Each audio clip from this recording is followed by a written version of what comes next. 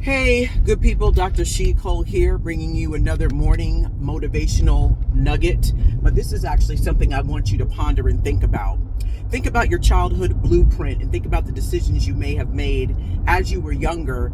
And do you still make decisions based on what may be a childhood trauma or something that meant a lot to you but maybe didn't come to fruition? And how is that managing your emotional connection with people today?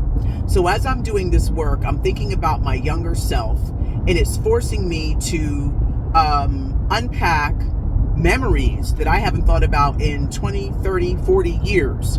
So for me, race relations and bonding with friendships as a younger person was very difficult because I grew up in a window of time where it wasn't this melding or more of a connection with all these different races as I see with my students at schools. They don't really get caught up in the race thing like we did in the late 70s, 80s, etc. Everybody's kind of just chilling and you are identifying with people for who they are and how you connect with them. I see more of that than I see more of the racial divide. That happens more with the adults.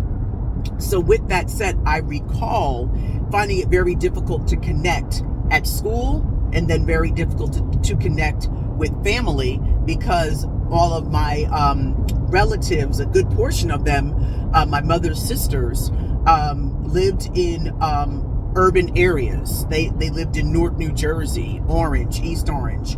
And I love Newark and these other urban places because that's where I'm from, that's my home. But my parents moved to a suburb about 20 minutes away, and I was traditionally the only black child in my school or my class for many years throughout elementary. There were maybe about 4 or 5 of us in junior high, and the same in high school in a predominantly white school. In high school at that point, there was about 500 or 600 kids. So interesting. And I might have my numbers wrong because it might have been 500 or 600 in my class. So maybe it was about 2,000 plus kids. That's probably more realistic. But with all that being said, growing up in a predominantly white, Jewish environment, and then not really blending, and not that I wanted to blend, but being able to connect with people organically really didn't happen. And I noticed that in my blueprint as a child and not having those connections, I moved without having a lot of connections as an adult. How has your childhood impacted how you move today?